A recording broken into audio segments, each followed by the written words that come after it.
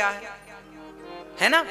जो व्यक्ति भोला है, भोला भाला, चोरी कर रहा है, उसे पता ही नहीं कि चोरी करने से क्या होता, इसे सठ कहते हैं। ऐसे लोगों को यदि सत्संग मिल जाए, एक बार इसकी चर्चा मुझे याद आ गई, जरा सुनिएगा। एक गुरुजी कथा में सुना रहे थे कि भगवान श्री कृष्ण जब गैया चराने गए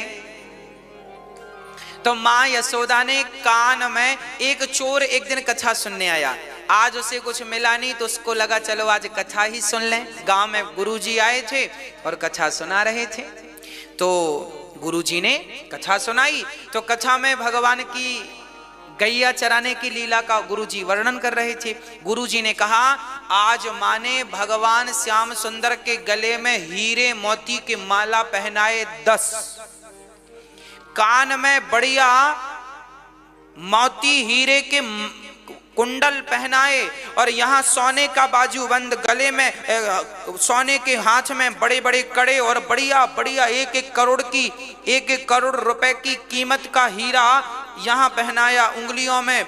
और आज भगवान गैया चराने गए ऐसा श्रृंगार करके।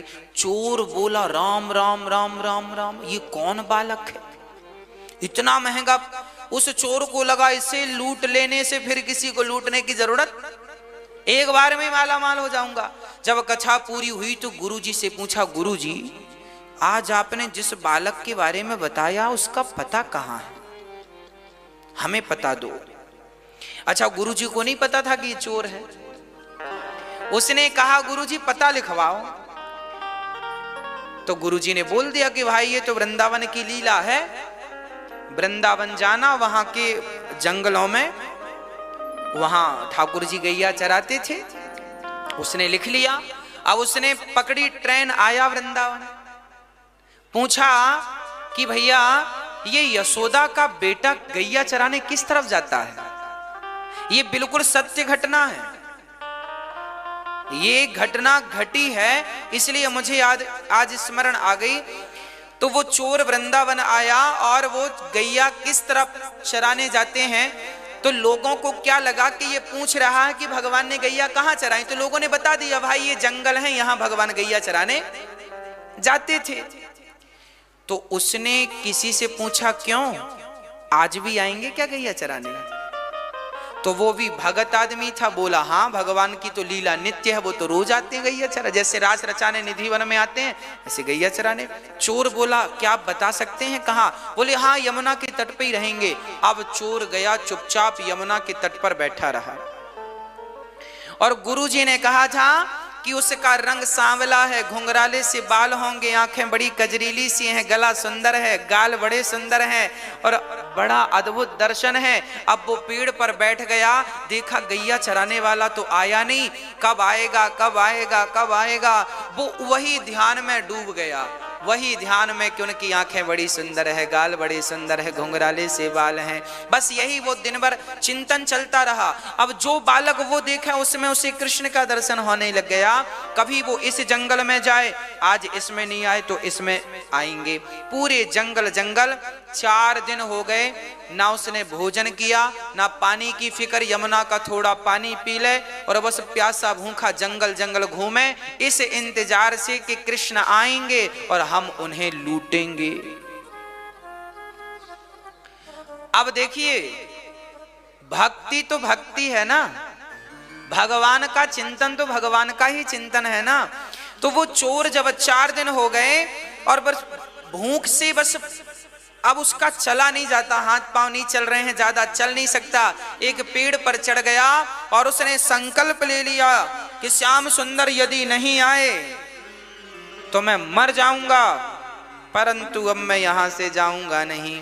जब भक्त की जिद भगवान ने देखी तो जैसा जैसा गुरुजी ने बताया था कि 10 माला, तो भगवान ने 10 माला पहनी, कान में मोती हीरा तो कान में हीरा मोती पहने, घुंघराले, जो छवि उसके मन में बसी थी वही रूप भगवान ने बनाया। और वेश कीमती सोना चांदी और हीरे की अंगूठियां पहन के भगवान सचमुच गैया चराने जंगल चले गए। उसका प्राण निकलने वाला था, प्राण जाने वाले थे, तब उसने देखा कोई गैया चराने आ रहा है, उतर गया, चुपचाप खड़ा हो गया और देखा वही बालक था, तुरंत पास में गया, चारों तरफ देखा कोई नहीं। उसको लगा इसे लूटना तो बहुत आसान है। उसने तुरंत लाठी टेक के बोला, चोर ने, सुनो 4 दिन तुम कहाँ गए गैया चराने? भगवान बोले, भैया हम तो यहीं गए थे गैया चराने, इस तरफ। अच्छा तुम इस तरफ गए थे, पर हम तो इस तरफ चले गए थे। हाँ फिर कल कहाँ गए थे? बोले कल हम इस तरफ। चोर ने कहा फिर हम इस तरफ चले गए थे। चोर ने कहा, सुनो तुम्हारी मैया कहाँ है? हमारी मैया तो घर पे है। बाबा घर पे है। मित्र सब गांव। तुम अकेले हो? हाँ हाँ हम अकेले हैं। तो सुनो चलो अपने सारे माला उतारो। क्यों? भगवान बोले क्यों माला उतारे अपने? हम चोर हैं, चोर तुम्हें लूटने आए हैं। अच्छा हमें लूट लोगे? हाँ हाँ हम लूट लेंगे तुम्हें। भगवान ने अपने सारे माले उतार दिए। और क्या? बोले अंगूठी उतारो। भगवान ने अंगूठी उतार दी। कान की उतारो। भगवान ने कान की उतार दिए। और जब कान के, हाथ के सब श्रृंगार ठाकुर जी ने उतारा, उसके बाद उसकी झोली भर गई सोना चांदी हीरा मोती से। तब भगवान ने उसकी तरफ देखा और देखकर मुस्कुरा दिया। और ज्यों भगवान मुस्कुराए तो उसके हाथ से सोना चांदी हीरे मोती की झोली नीचे गिर गई। और वो श्याम सुंदर की मुस्कान को देखकर कितना आनंदित हुआ, चरणों में गिर पड़ा, हे नाथ कौन है आप? मैंने आज तक इतनी सुंदर मुस्कान नहीं देखी। सोना इतना पाया जिसके लिए मैं 4 दिन भूखा प्यासा रहा। उस संपत्ति को पाकर भी मुझे इतना सुकून नहीं मिला जितनी सुकून आपकी मुस्कान ने मुझे दे दिया। नाथ आप कौन है? तब भगवान ने प्रकट होकर दर्शन दिया, मैं वह परमात्मा हूं जिसके लिए बड़े योगी जन तपस्या करते हैं। तो प्रभु आपने मुझे सहज में दर्शन दे दिया। भगवान ने कहा यह सहजता नहीं है, तुमने मुझ पर विश्वास कर लिया। तुम्हें यह विश्वास हो गया कि मैं गैया चराने रोज आता हूं। जब भक्त को मुझ पर विश्वास हो जाता है तो मैं तुरंत उसके सामने प्रकट हो जाता हूं। व्यक्ति के अंदर विश्वास नहीं है, इसलिए मैं प्रकट नहीं होता। जब तक भगवान आए तब तक आपका विश्वास। अब बताओ 3 दिन में ही वो भाग के चला जाता तो भगवान कैसे मिलते? 4 दिन तक खड़ा रहा तब भगवान मिले। तो आपको भी इंतजार करना पड़ेगा, वो भी विश्वास के साथ। मंत्र जाप मम दृढ़ विश्वास। तो भगवान ने उसे दर्शन दिया। यही गोस्वामी जी ने लिखा है, देखो इन्हें कहते हैं सठ। वो था तो चोर, पर कथा एक बार सुनी तो सुधर गया। तो जो एक बार में सुधर जाएं और सदा के लिए बुराइयों से हट जाएं, उन्हें सठ कहते हैं। जैसे पारस पत्थर का स्पर्श होते ही लोहा सदा सदा के लिए सोना बन जाता है, ऐसे गलत मार्ग पर चलने वाला सत्संग पाकर एक बार में ही जो सही मार्ग पर आ जाए उसे सठ कहते हैं। और सठ सुधर ही सत्संगति पाई, ये सुधर सकते हैं। ऐसे सठ के बारे में गोस्वामी जी लिख रहे हैं। और अब गोस्वामी जी खलों की वंदना करते हैं। खल जानते हैं किसे कहते हैं? मैया, ओ मैया। खल किसे कहते हैं? खल को 2 अक्षर अलग अलग करो, खा और ला। खा मतलब खाए और ला मतलब लड़े। खाए और लड़े, खाए और ढिसुम, खाए और ढिसुम, इन्हें खल कहते हैं। जिनके 2 ही काम हैं, खाना और इसमें तीसरी चीज और जोड़ो, जिनका खाएं उन्हीं से लड़ें, इन्हें खल कहते हैं, है ना? आपने देखा होगा कुछ लोग लड़ते हैं, खाना और लड़ना, आपसी लड़ जाते हैं। उदाहरण के लिए बच्चे आजकल, जिस माँ ने पाल पोस कर बड़ा किया उसी माँ से पिता से झगड़ा कर लेते हैं। ये कौन लोग हैं? जिसका खाया उसी से, ये खल है। गोस्वामी जी इनकी भी वंदना करते, भगवान इनको पहले पूज लो। इनको पहले प्रणाम कर लेने से ना दिक्कत नहीं, इनको छोड़ दिया तो फिर ये कुछ ना कुछ तिगड़म लगाना शुरू करेंगे, इसलिए इनको प्रणाम दूर से कर लो। भैया खल जी, राधे राधे, राम राम जी, उसको अच्छा लगेगा। आपके गांव में जो दुष्ट लोग हैं पहले उनका सम्मान किया करो, बाद में सज्जनों का सम्मान किया करो, क्योंकि सज्जन तो इंतजार कर भी ले, ये दुष्ट तो खड़े होके बकबक करने लग जाएंगे। खल ही नाम ही उनका, खल है ना, इसलिए खल। गोस्वामी जी कहते हैं इनको पहले प्रणाम कर लो, है ना। चलिए आगे गोस्वामी जी प्रणाम किनको करते हैं। अच्छा, खलों के दुष्टों के बारे में गोस्वामी जी ने कहा, बोले दुष्ट और सज्जन में क्या अंतर है। गोस्वामी जी ने अंतर प्रकट किया। बिछुरत एक प्राण हरि लेहि, मिलत एक दारुण दुख देहि। बिछुरत एक प्राण हरि लेहि, मिलत एक दारुण दुख देहि। सज्जन में और दुष्ट में क्या अंतर है, गोस्वामी जी ने लिखा। बिछुरत एक प्राण हरि लेहि, जब सज्जन आपसे बिछड़ता है, सज्जन पुरुष जब आपसे बिछड़ते हैं तो मानो आपके प्राण निकल जाते हैं, और दुष्ट जब मिलता है तो प्राण निकल जाते हैं। एक के बिछड़ने से दुख है और एक के मिलने, ये दोनों, इसलिए गोस्वामी जी ने इनको प्रणाम किया। और दोनों में देखो कितनी चतुराई से गोस्वामी जी ने बात रख दी कि एक के बिछड़ने से आदमी, आप जब बेटी घर से निकलती है तो प्राण निकल जाते हैं ना, माँ बाप रोते हैं, बेटी विदा हो रही है बेटी। सज्जन व्यक्ति घर से, अरे कोई भला आदमी मर जाए ना तो सारा गांव रोता है, जो उसके रिश्तेदार नहीं है वो भी रोते हैं, भाई भला आदमी था चला गया। अब सज्जन के मरने पर भी, बिछड़ने पर भी लोग रोते हैं। कोई दुष्ट आदमी मिल जाए तो अपने आप आंसू निकलने लगे, भगवान ये क्यों मिल गया।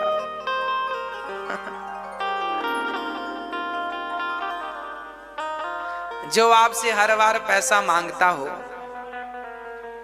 है ना, भाई हमें 1000 रुपए दे दो। एक गांव में एक आदमी था, वो सबसे पैसा मांगता था, जिसके घर जाए चाय पिए, भैया हमें जरा 50 रुपए की जरूरत है। कब दोगे? अरे कल। पिछले साल भी बोला था कल देंगे, इस साल भी बोल रहा है कल देंगे। और मांगने कोई जाए, बोले पैसे दो, बोले हमने कब का बोला था। उसने कहा हमने तुम्हें देने का कब का बोला था। तो सामने वाला बोला तुमने बोला था कल देंगे। तो उसने कहा कल ले लेना, कल आने तो दो, अभी कल आया ही नहीं, कल आए सो पैसा लेना। अब पूरे गांव के लोग उससे डरने लगे, जब भी आएगा तो लोग देख के कांप जाते, अभी 50 मांगेगा, 100 मांगेगा, 1000 मांगेगा। तो दुष्ट व्यक्ति को देखने से ना कांप जाता है व्यक्ति, और सज्जन को देखने से प्राण निकल जाते हैं। गोस्वामी तुलसीदास जी ने यहाँ एक बढ़िया बात लिखी है। जड़ चेतन गुण दोषमय विश्व कीन्ह करतार, बालकांड का दोहा नंबर 6, है ना। यहां गोस्वामी जी लिख रहे हैं जड़ चेतन गुण दोषमय विश्व कीन्ह करतार, संत हंस गुण गहि पय परिहरि बारी विकार।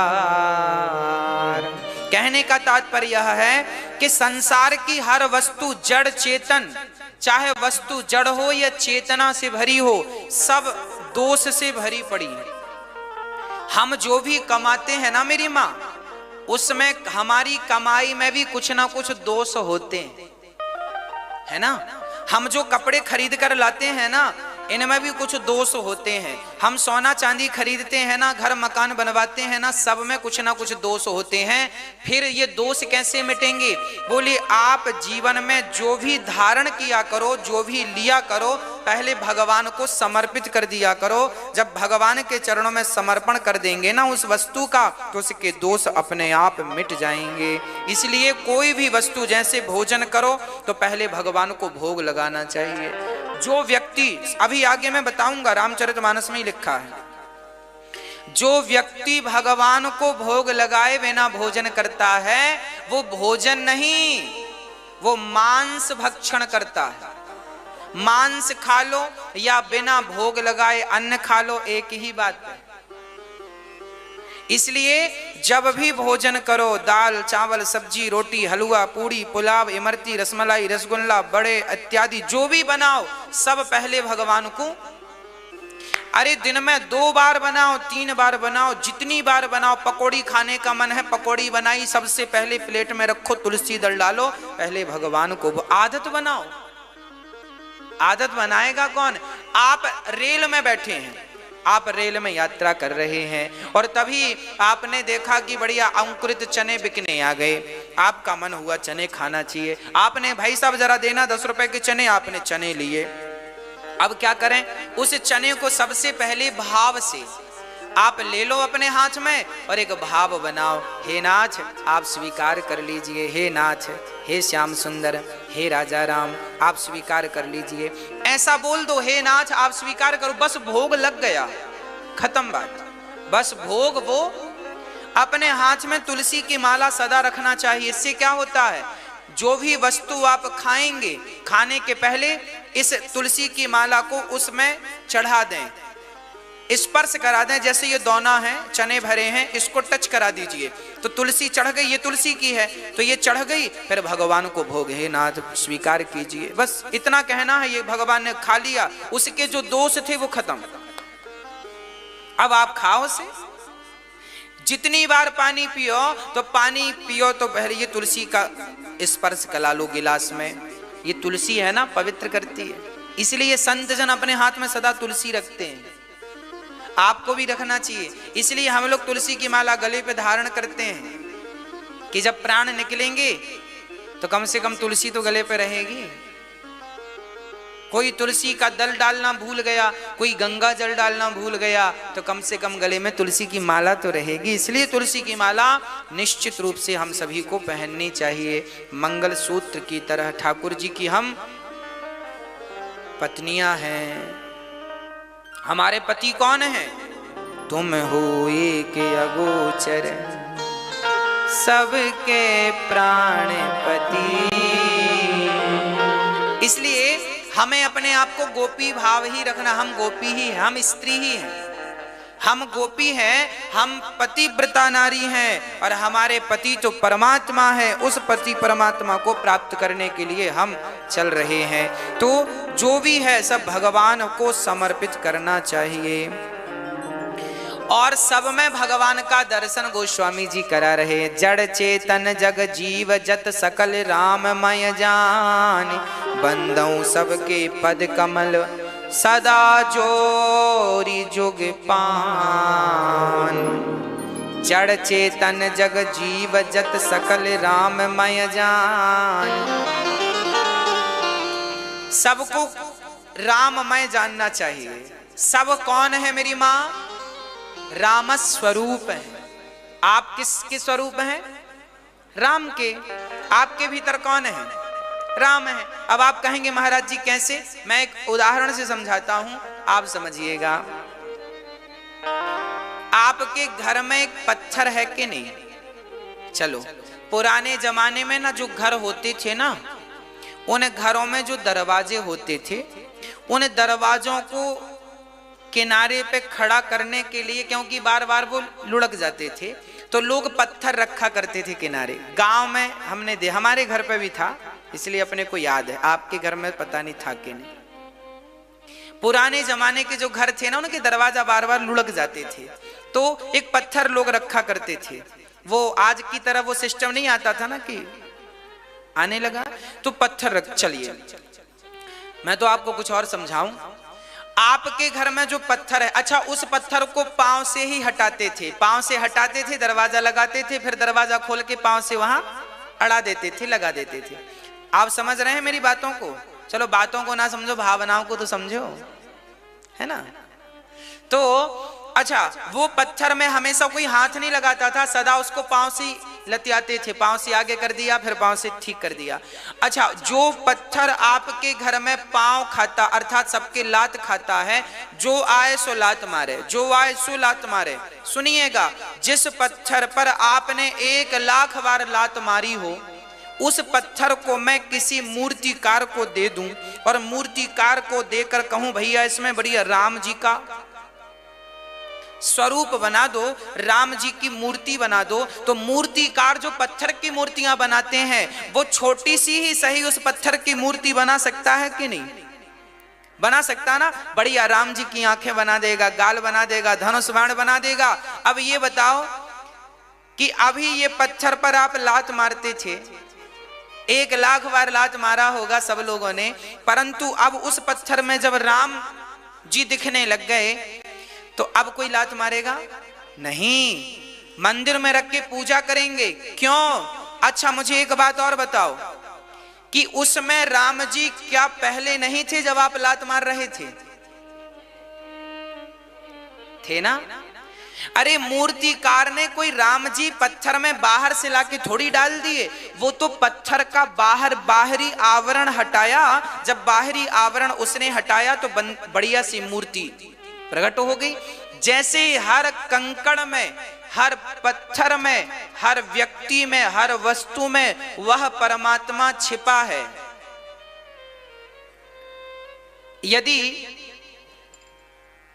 यदि कोई मूर्तिकार इस नारियल को ना बनाना चाहे ना, तो इसमें भी राम का चित्र काट काट के बना सकता है कि नहीं? अब ये सिंपल नारियल है, पर कोई मूर्तिकार बनाना चाहे तो बढ़िया बढ़िया राम जी को यहां अंकित कर देगा नहीं? हाँ, कहने का आशय केवल यह है कि इस वस्तु में राम तो पहले से थे, वो तो मूर्तिकार ने जब तराशा तब राम प्रकट हो गए। उस पत्थर पर जिस पर आप लात मारते थे राम तो पहले से थे, पर बाहर के आवरण ने उसे ढक रखा था। उसी प्रकार आपके और हम सबके भीतर राम समाये हैं, पर हमारी बुराइयों ने, काम क्रोध लोभ मोह, इन बुराइयों ने हमारे अंदर के राम को ढक रखा है, इसलिए राम प्रकट नहीं हो पाते। पर गोस्वामी जी के अंदर जो राम है वह प्रकट हो गए और ऐसी बुद्धि उन्हें प्राप्त हो गई, दृष्टि प्राप्त हो गई कि अब तुलसीदास जी जिनको देखते हैं किस रूप में देखते हैं? ये गोस्वामी तुलसीदास जी की अपनी पर्सनल सोच और दृष्टि है। क्या दृष्टि है? गोस्वामी जी ने कहा, सिय राम मैं सब जग जानी, करहूं प्रणाम जोड़ी जोग पानी, आकर 4 लाख 84 जाति जीव जल थल नभ वासी। गोस्वामी जी कितनी बढ़िया बात कह रहे हैं। सिय राम मैं सब जग जानी, करहूं प्रणाम जोरी जोग पानी। अच्छा, गोस्वामी जी सब में भगवान को देखते हैं, आप लोग देखते हैं कि नहीं? मैया जी, आपको सब में कौन दिखता है? सही दिखने लगे हैं? हाँ, सही बताओ, मजाक तो नहीं कर रहे हैं? अच्छा, हम तो चाहते हैं कि दिखने लग जाए। आप जिस जिसको देखा करो, किस रूप में देखा करो, यह भगवान है। अभी आप देखते हैं यह स्त्री है, यह पुरुष है, यह वृक्ष है, यह हाथी है, यह बंदर है, यह गधा है। बाद में आपकी दृष्टि होनी चाहिए कि यह स्त्री, यह भगवान है, यह राम, यह राम, ये राम, ये राम, जहां देखूं वहां राम नाम के मौत कहें। ऐसे सीताराम को प्रणाम किया। बंदऊ नाम राम रघुबर को गोस्वामी जी ने राम से अधिक राम के नाम की वंदना की। एक छत्र एक मुकुट मणि सब वर्णनि पर जो, तुलसी रघुवर नाम के वरन विराजत दो। राम नाम में दो अक्षर हैं, रा और रा मतलब राम, मां मतलब माता जानकी। बोलो रा मतलब राम, मां मतलब माता। हाँ, तो राम के एक नाम में रा और मां में ही सीताराम छिपे हैं। रा और मां। रा कहते ही सारे पाप अंदर से बाहर निकलते हैं। बोलो रा। देखो रा बोलने से निकली ना, रा, अंदर से हवा निकलती बाहर, रा। और मां, मां, राम। बोलो राम। मां बोलती मुंह बंद हो जाता, रा बोलती मुंह खुला, मां बोलती मुंह बंद, राम। बोलो राम। क्या अर्थ है? बोले आपने अपने घर से कुत्ते को निकाल दिया और फिर कुत्ता अंदर ना आए इसके लिए क्या किया आपने? दरवाजा बंद। हमारे भीतर भी जो पाप बैठे हैं वो सारे पाप रा कहते ही निकल जाते हैं, मां कहती अपने आप दरवाजा बंद हो जाता ताकि बाहर के पाप अंदर ना। राम, रा से पाप बाहर, मां से दरवाजा। राम। एक छत्र एक मुकुट मणि। एक छत्र है रा और उस छत्र की मुकुट मणि, मुकुट की मणि मां है। अद्भुत। गोस्वामी जी ने कहा राम नाम मणि दीप धरूं, जी है देहरी द्वार, तुलसी भीतर बाहिरो जो चाहत उजियार। राम नाम का दीपक हमें रखना चाहिए। कहां रखें? जिह्वा पर रखो। राम नाम मणि दीप धरूं। अच्छा, आपको प्रकाश करना हो घर के भीतर और घर के बाहर तो क्या करना पड़ेगा? दीपक कहां रखें हम? भाई दीपक द्वार पर होगा तो अंदर भी प्रकाश और बाहर भी प्रकाश। उसी तरह जब भगवान का नाम आप अपनी जिह्वा पर रखते हैं तो आपका इस संसार में भी प्रकाश होता है, यश होता है, और यहां से जाने के बाद परलोक में भी आपका यश होता है, अर्थात परम गति प्राप्त हो जाती है। राम नाम जिह्वा पे रखा करो। राम नाम का दिया कहां रखना है? जिह्वा, ताकि यह भी प्रकाशमय हो जीवन और वो भी प्रकाशमय, लोक परलोक दोनों सवर जाए। इसलिए काम करते हुए नाम, काम करते रहो मेरी मां और नाम जपते रहो। राम सिया राम सिया राम जय जय राम, राम सिया राम जय जय राम, राम सिया राम जय जय राम, राम सिया राम जय जय राम। नाम जी है जपी जागहि जो,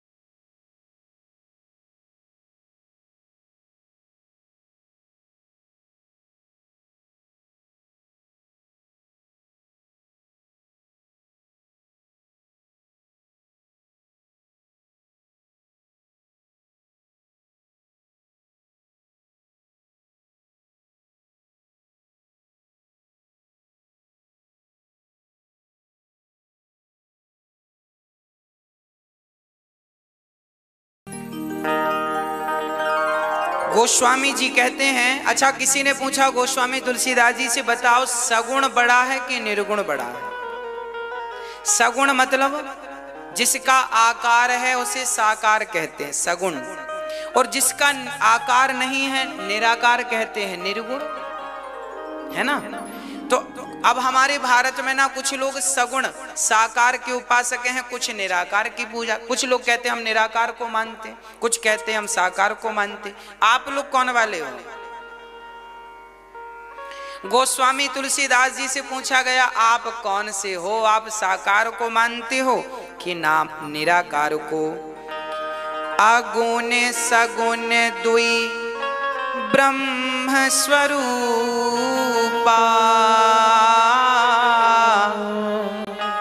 अकथ अगाध अनादि अनूपा। अब गोस्वामी जी कहते हैं दुई भाव हैं, या तो सगुण है या तो निर्गुण है, या तो साकार है या तो निराकार, वही सगुण साकार वही निर्गुण निराकार। अब गोस्वामी जी कहते सुनो, मोरे मत बड़ नाम दुहते,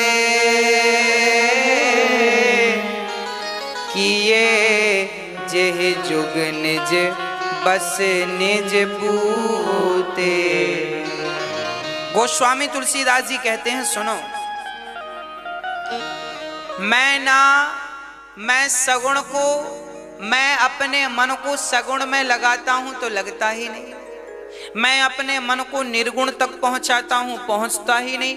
ना सगुण में मन लगता ना निर्गुण तक मन पहुंचता, फिर आप किसके उपासक हो? गोस्वामी जी बोले, ना मैं सगुण का उपासक हूं ना मैं निर्गुण का उपासक हूं, मैं तो राम के नाम का उपासक हूं। राम नाम को जप लो, इसी से कल्याण हो जाएगा, चक्कर में ना पड़ो।